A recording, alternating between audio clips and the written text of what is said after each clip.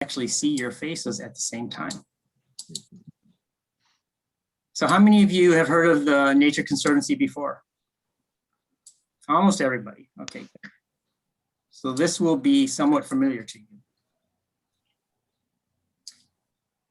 So just as background then, the Nature Conservancy is a conservation organization, a nonprofit that has a global footprint, you know, based out of Washington, D.C., but chapters all over the world, including in almost every state.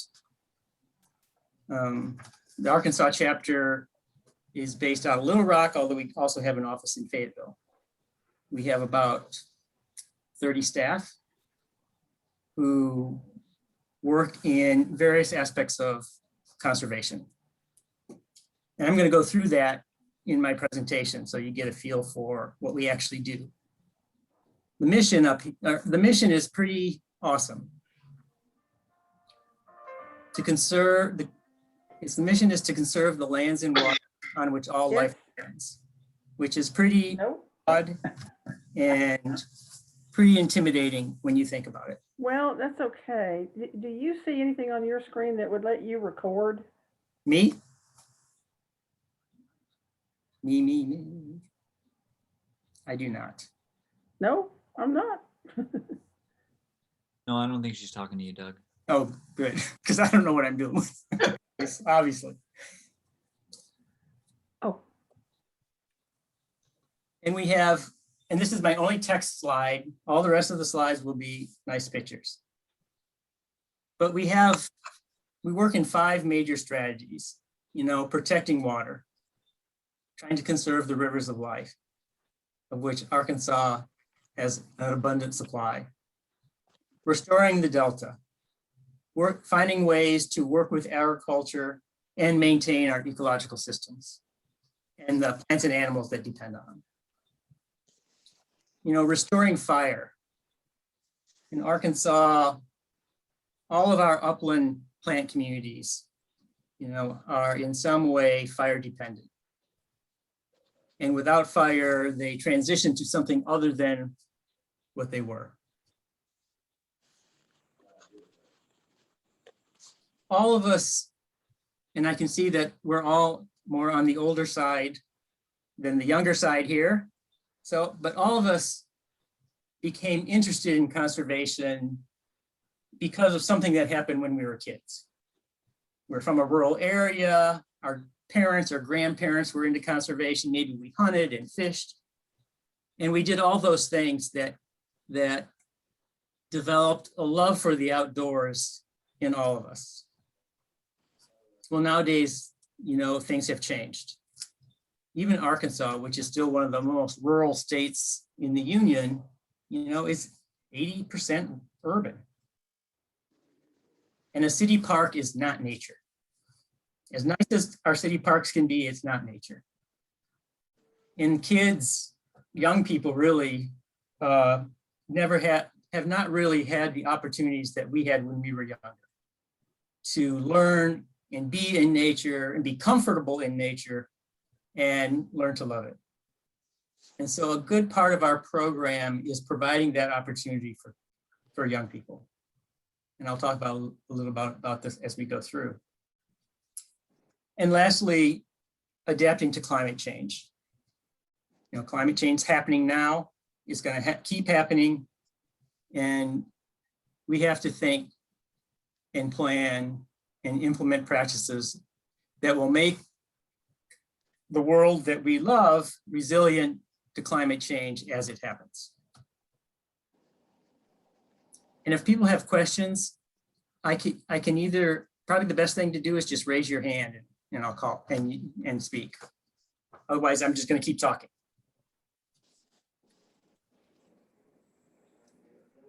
This is a picture of our Mulberry River Preserve. It's just south of the Ozark National Forest boundary. The north boundary of us attaches to the forest. We own about a mile of the river on both sides. It's quite beautiful, very inaccessible. You can't hardly get there without a very long walk, but you can canoe through it. and pull up on any of those shoals or riverbanks and have a picnic.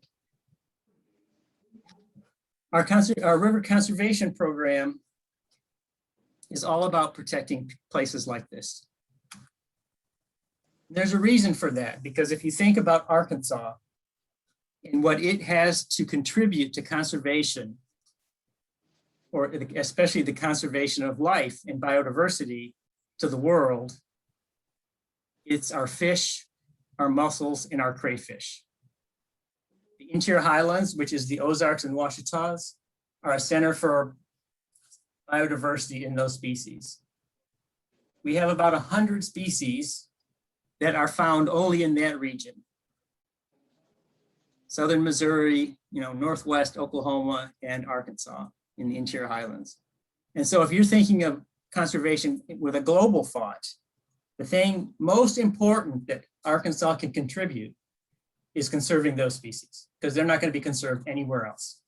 They're all our responsibility.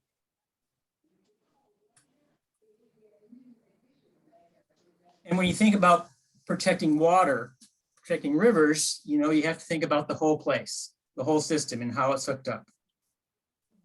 Northern Arkansas is a karst landscape, so limestone with caves and solutions, and without a filter to surface water. Surface water penetrates the ground directly, and there's no filter. And many of our rivers, the Buffalo being the most famous, of course, is dependent on that surface and that subsurface flow to maintain its quality. And so the direct connection there without a filter means that to conserve the quality of the waters, you have to do something to protect the surface. This is just a map that we came up with to help us think about how we would do that. And it shows areas that are at high risk to pollution because either the development in the Fayetteville area is going on so fast, or much of it has been converted to pasture, and it's still the surface connection, not as bad as the urban connection maybe, but the water pollution is coming from those two sources mostly. And so what can you do about that?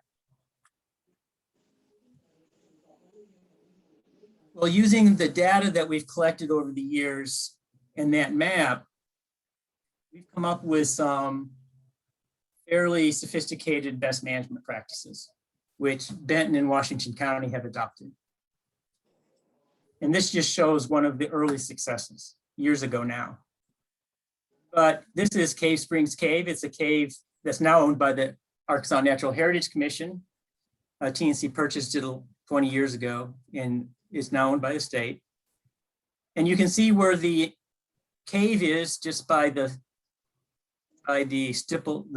slashes.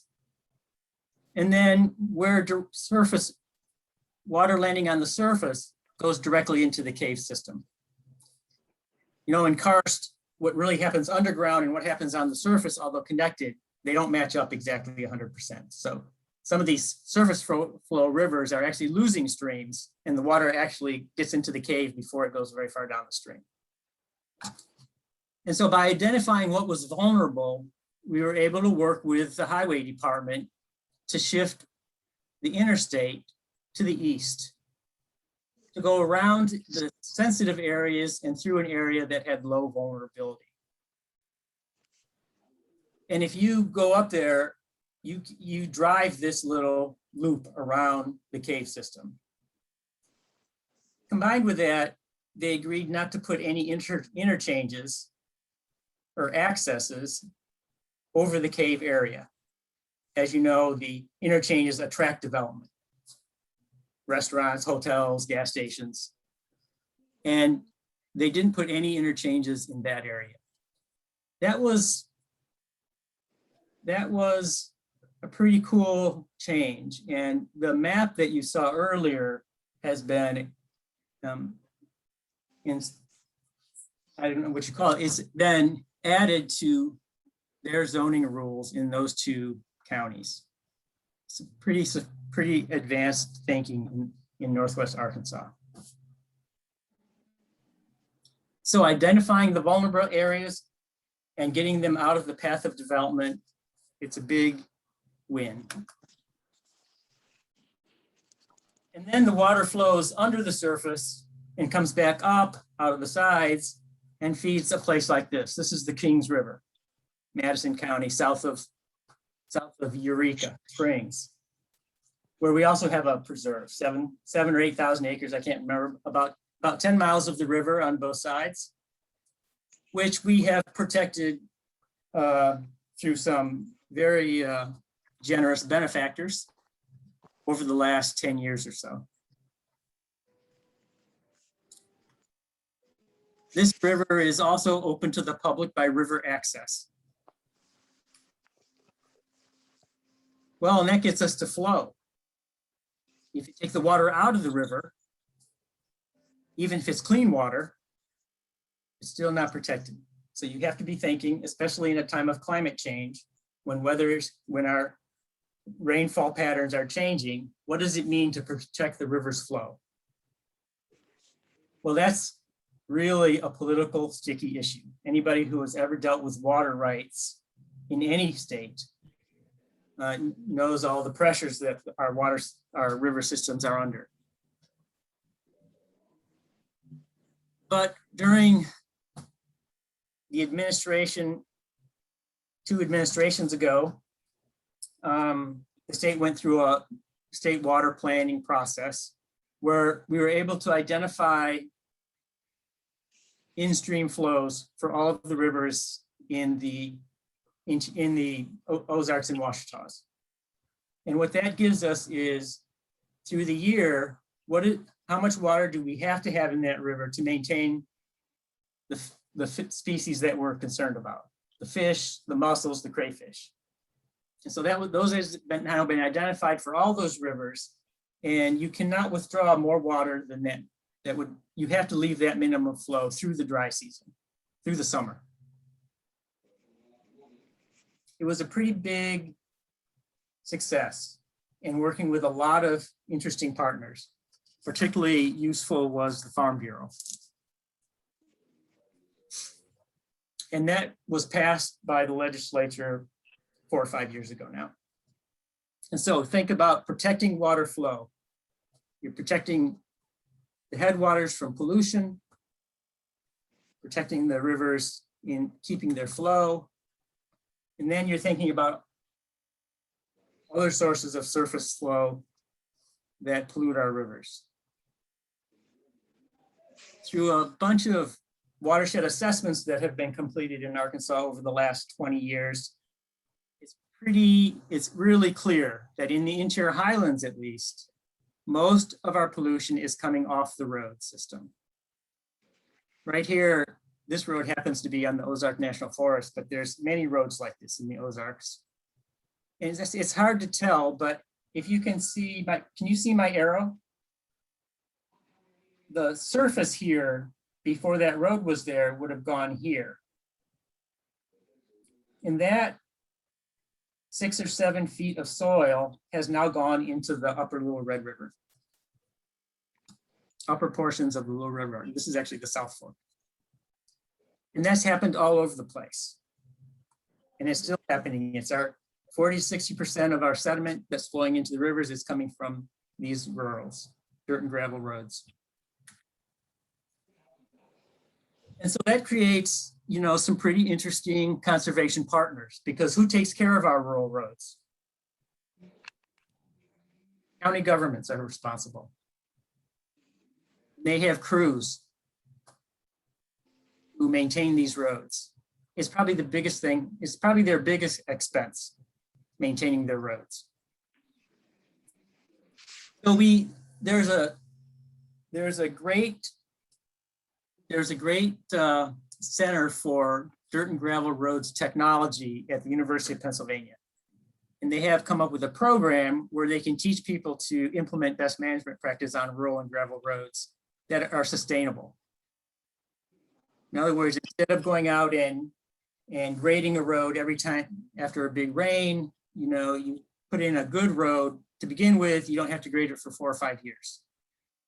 And all that sediment that would be going in the rivers stays on the road.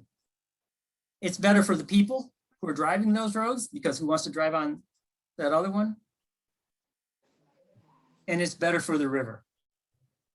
The assessment looks like something like this one in the corner here, where you can see we've identified the roads that are contributing most of the sediment. And the reality is about 12% of the total road mileage is contributing 80% of the sediment. So you don't have to fix every single road. If you run the assessment, you know, okay, these are, and there's a good story here I'll get to in a minute, but you just fix the hot spots, spend some money and fix the hot spots and you're good. And we've worked with dozens of counties now. And oh, the other part of that is these barriers. Of course, this is the kind of the traditional Ozark stream crossing, of course, cement in the river versus, you know, a manufactured bridge. And that just allows fish and other species to pass up and down the river. And that's included in the assessment. So, and this is what a decent road looks like. And it's a little bit more expensive to install in the first place. But if you don't have to go out every year and keep maintaining it, over the long run, you're going to save money. And we have the data to prove that kind of thing. And we worked with the Association of Arkansas Counties to create a program, Better on Paved Roads, that we got funded finally after a lot of work and a lot of road building kind of to prove that what we were saying was actually true, and convincing a lot of very skeptical county judges and their staff that, yeah, this is a good idea. And they were a huge help in getting things done and through the legislature. And it's funded to the tune of about $3 million a year now. And the funniest part of this is that when we did our assessment, it's a lot of work. You're driving almost all the roads in a watershed. You're taking a lot of data. And then we show the crews, the county judge and his road crews, the map. You say, well, we think this is where the bad spots are. Oh, well, yeah, of course, that's where the bad spots are. We could have told you that before you did your assessment, because that's where we're always going out to fix them. And so our data actually overlapped what the people who were trying to maintain these roads already knew. And since then, we've put about 100 of those county crew men through a workshop at the University of Pennsylvania to teach, you know, how to do this in a way that will save them a lot of money and time in the future. Well, and finally, we come to the next problem. Over time, as sediment flows into rivers and gets caught there, you know, it builds up, and the river needs to figure out a way to move that sediment. And so it starts flopping around, hitting its banks, and actually contributing even more sediment to the river by eroding its banks, trying to get back into its natural pattern. In some cases, fixing those banks will sometimes heal on their own over time. And you can see some of these healed banks in the Ozarks in areas that way back when in the 20s and 30s during the Depression, they were in corn or some kind of agricultural crop. And when the people moved out or were forced out during the Depression, those rivers went through a pretty interesting process where they reformed their channels and healed themselves over time. But sometimes the situation is such that it won't happen fast enough for us, or maybe won't happen at all. And there's a technology that we use called natural stream design that will let us rebuild the river corridor into a stable situation and retire the eroding banks on the side. This one happened to be in the city of Clinton, where because of the flood back in the 80s, the Corps had channelized this the Archie Fork and the South Fork. And in doing so, they had cut those two rivers off from each other. There's several endangered species there that were now isolated from, the populations were isolated in two different parts of the rivers. We wanted to reconnect those in such a way that they had a stable reach, but the fish and mussels could also migrate back and forth between the two branches. And you can see it. You can go to the city park there and you can stand and you can see it. It's been in place now for about 10 years and it's holding up. And it was a big construction project. When you think of river conservation and the Nature Conservancy, you might not think of something like that, using heavy equipment to restore a stream bank, to fix a problem that we created by ourselves earlier in the decade. And the most interesting part of this was, from my perspective, was Joy DeClercq, the woman here in the picture who's talking, was the engineer who did this, who designed this project and built it with the heavy equipment. And it was fascinating just watching Joy, who's a young professional woman, work in an area that is traditionally male and older. And so I'd be there and she'd be there and we'd be talking to people and explaining what we're doing and why we're doing it and all the things that go into it. And everyone would come up and ask me what was going on. And I'd have to shift them over to Joy because I had no idea. In the Delta, it's a slightly different issue. Because in the Delta, it's not the roads, it's the drainage ditches. Farmers want the water off the crop fields, and so they maintain their ditches at a certain frequency, and those ditches have no vegetation. This is actually the Cache River flowing into the White River. The Cache River is a delta stream, all ag. The White River, of course, flows out of the Washita, or out of the Ozarks. And that's what it looks like in the summer. Now, if you're worried about conservation, fish, mussels, you're not getting much habitat here. And you can see the channelized portion.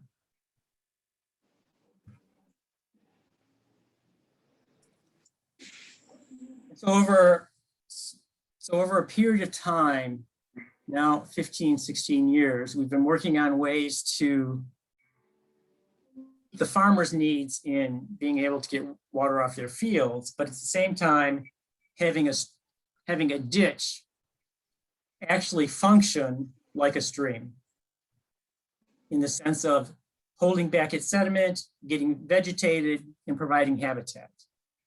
This is Benson Slash. It flows into Bayou View over near Brinkley. One of the first ones we did.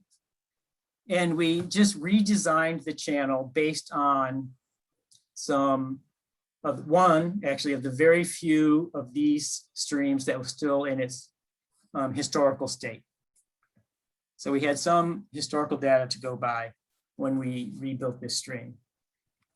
And the best part of this is we were able to take before and after data and kind of, instead of just telling people this is what's going to happen, we could actually measure what we were doing and prove that in fact it was going to work.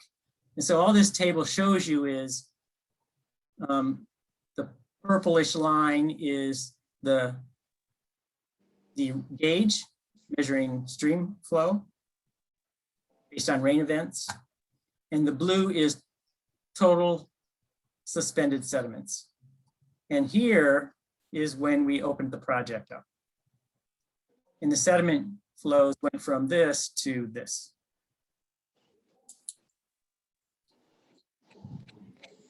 Having that data was critical to convincing people that what we were saying would happen would actually happen if we could do it in a way that we had planned.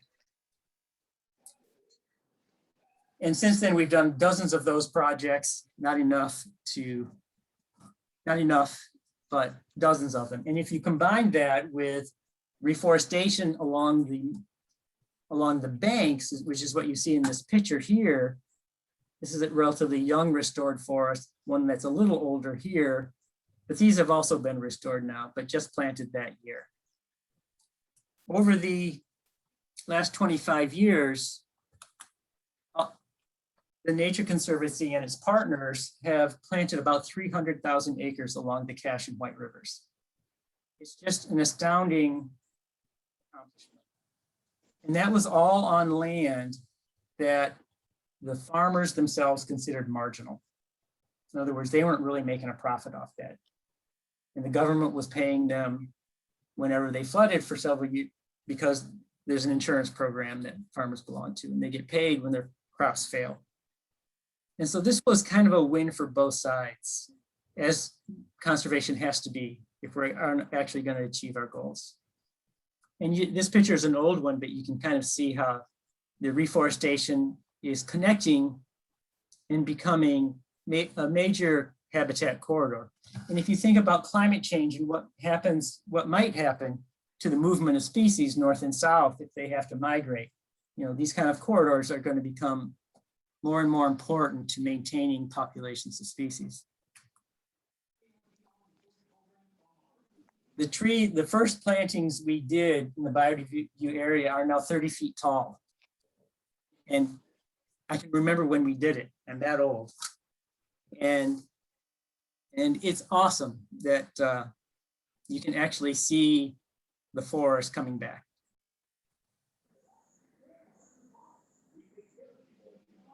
Our next major program is dealing with forest management, particularly with fire, but also silviculture. So if you think about Arkansas's pine and oak dominated woodlands, those are fire maintained systems. And it's a frequent fire system. Fires every 2, 3, 4, 5 years. And those fires basically do a couple things. They keep the forest healthy by reducing the number of stems per acre, so that the trees are not competing with each other for water and nutrients. And they return nutrients to the soil, and they don't get bound up in organic matter on the surface.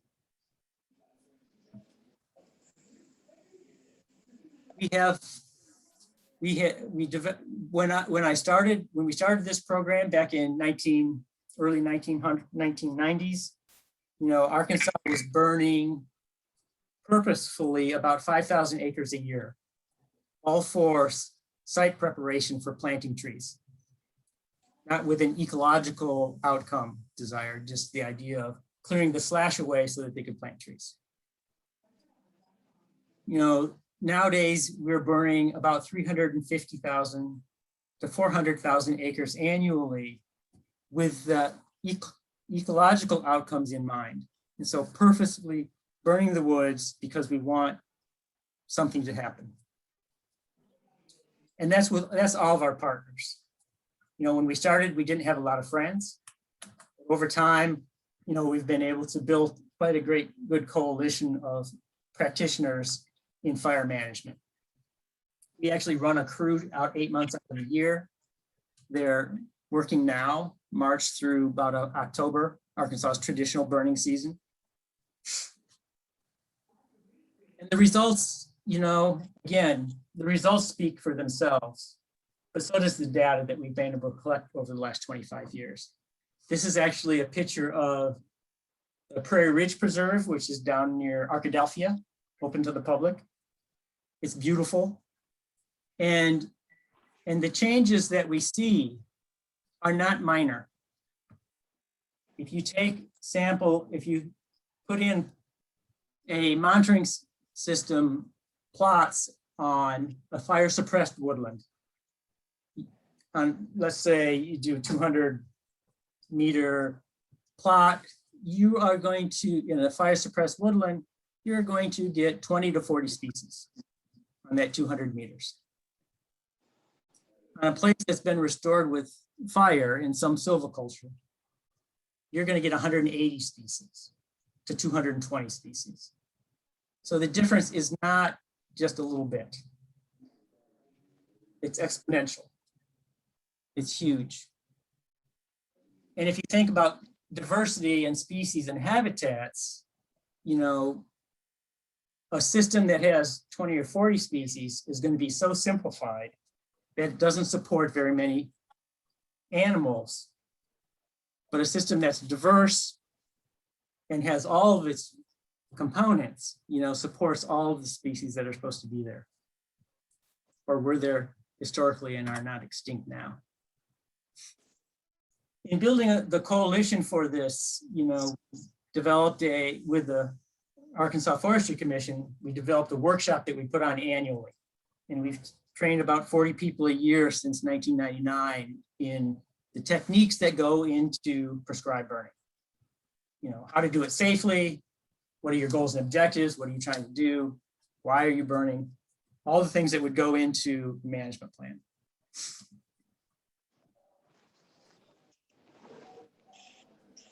You know, because of the situation these days, we're not restoring the, I don't know, the historical fire regime exactly, or maybe the natural fire regime, because it's not safe to do so for all the people who live in Arkansas. So we're restoring a section of it that we need to maintain the habitat and the species, but to get there safely, we use silvicultural techniques to reduce density in the woodlands. And that's what you see here. This is just a timber sale, basically, that we did in the ecological sense so that we could restore fire to the system in a safe way. And you'll often see us doing that on our preserves, especially on the Gulf Coastal Plain, where you can't buy a piece of property without a pine plantation on it.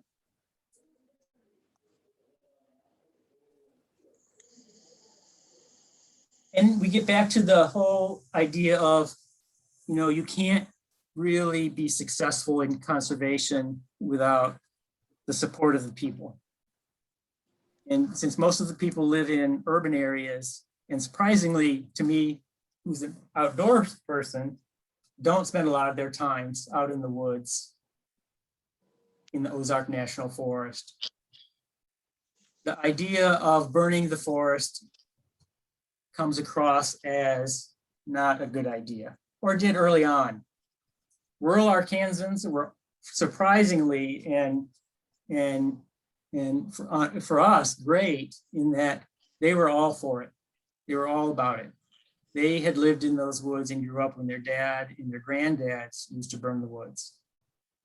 And so they understood and were familiar with fire, and they were great supporters. But because fire also produces a lot of smoke, you know, we had a lot of complaints from urban areas.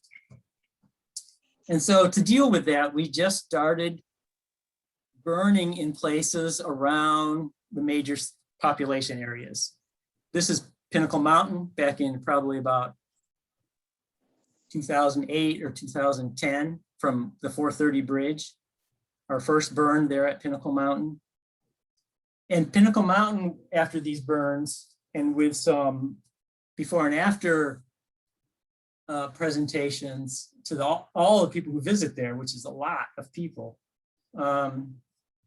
went through a pretty dramatic change after fire was restored.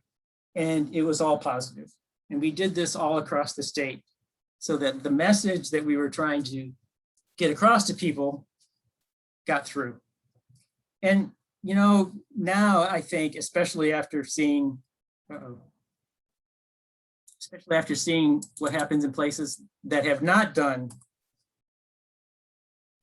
good fire management, like in some of our western forests, and seeing the havoc that's caused, I think people have become more attuned to the use of fire in woodlands, to the point where instead of getting complaints, we're getting pressure to burn areas that we haven't burned in a while. People will actually go to a place and say, you know, you haven't burned this for a while. It looks awful. Why aren't you burning it more? Well, and that's where you want to be. We want to be on the demand side of that equation, not on the complaining side.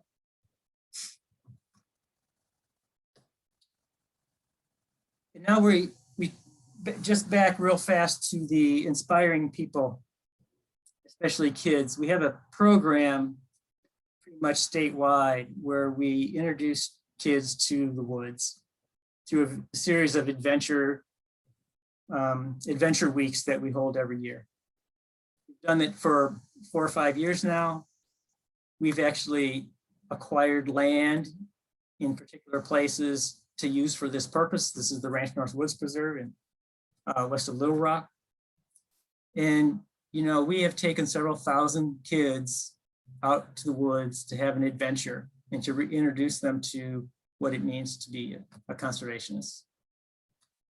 And it's been pretty successful.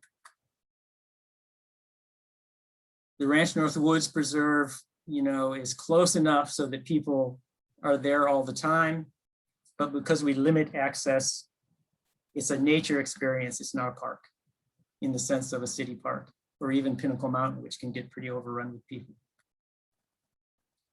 We have a camping platform. That's the Canoe Club, who helped us build this place. And we have a lot of other opportunities for people to get involved in conservation besides just the youth program. You know, this is a bank restoration on the Kings River that we completed, and we're now planting it with trees. And that was all done by volunteers.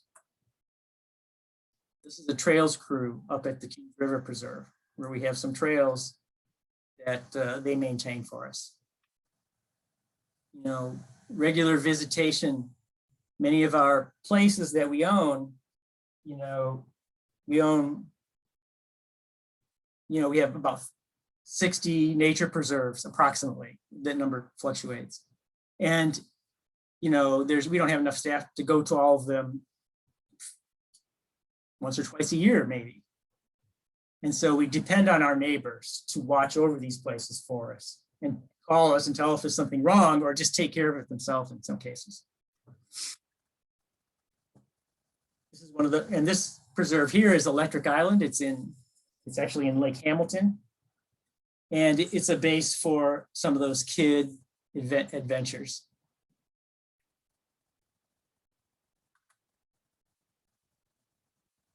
And so, I can't remember what this was, but there's a lot of usage going on in some of the places. And it's all about bringing the public along with us in our conservation journey.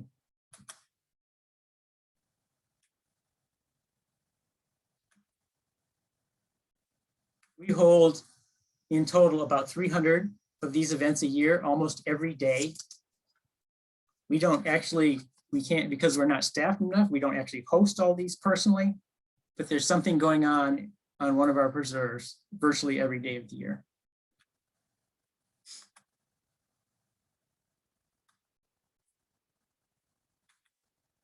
And finally, we buy land. We buy land because in some cases, the best thing you can do to protect a place is to actually purchase it and protect it. And some places are important enough for us to do that. It's probably the most expensive thing we do. And so if you think about the resources that we have as a nonprofit, you know, we're very particular about where we buy land and what we keep. And we are quite dialed into our goals and objectives for these protection activities. This is just one of them as an example. If you look at this map, this system we're trying to protect here is the Loblolly Flatwoods in the Gulf Coastal Plain. These brown areas are the habitat for that. And we've identified, you know, 5 places that are still semi-natural. All of this place has already been cut over multiple times. But these are the places that have not yet been converted to pine plantation and industrial pine plantations anyway. And we have a 100,000 acre goal here. And and if you include Felsenthal National Wildlife Refuge, we're at about 60,000 acres of that. So we're still in acquisition mode at this place. at these places. And this is just one of them. This is Warren Prairie Natural Area. It's a protected area that's owned jointly by the Natural Heritage Commission and the Nature Conservancy. We bought our first piece of land here in 1989. And since then, there's been 26 additions. Even now, this piece on the south here is under option, 1,300 acres. And the Natural Heritage Commission has closed on 1,000 acres on the northeast corner, almost filling our design, which is about 12,000 acres total.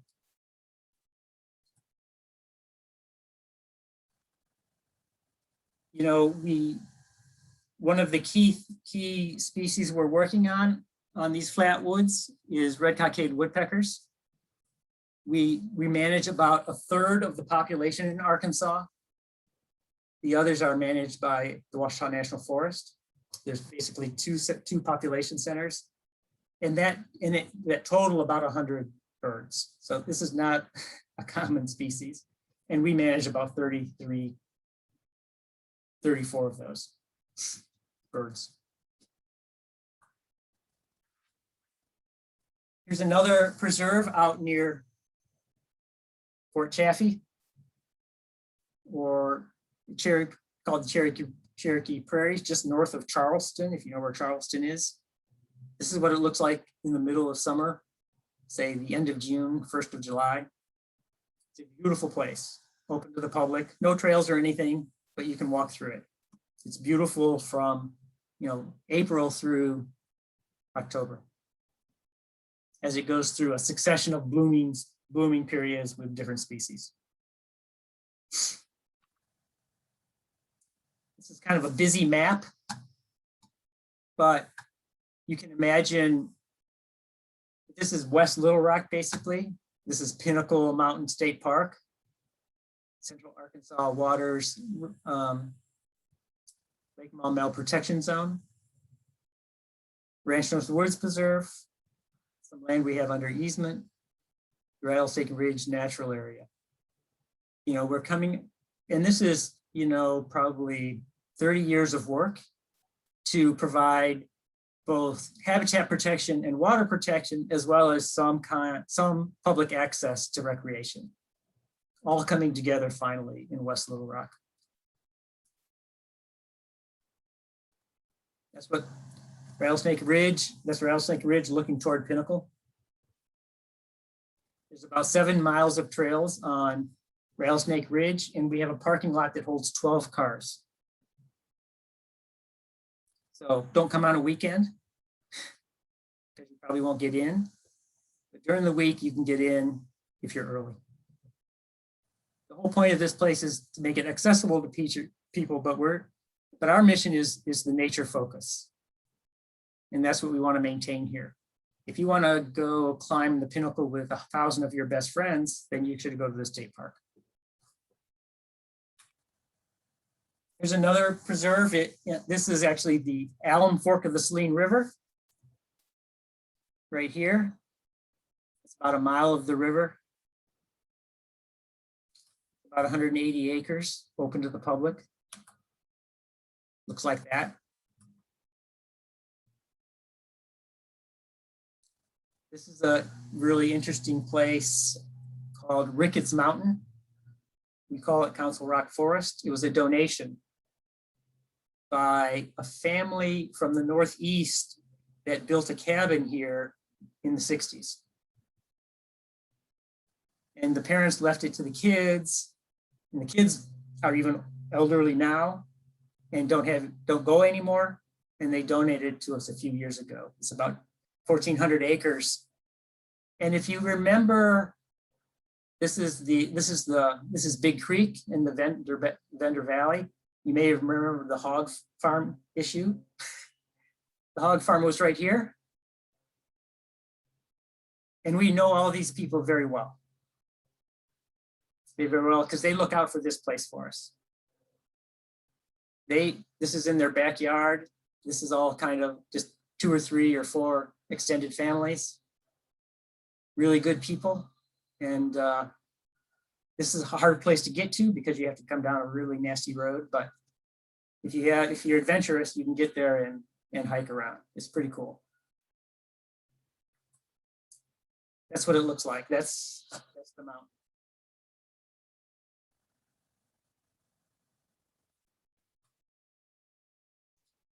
One of our older preserves that we've had for quite a long time, also a donation. This is Smith Creek, a tributary to the Buffalo River over near Ponca. There's a trail there to several waterfalls in the spring anyway, in the summer, maybe not. Some of you may have been there. One of our newer preserves on the Archie Fork of the Little Red River is about 1,000 acres up in Van Buren County, just a little bit northwest of Clinton.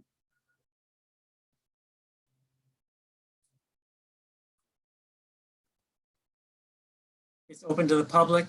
You know, there's a historical swimming hole here that all the local people have used forever, as long as they can remember. People still come down here, and there's a little picnic table.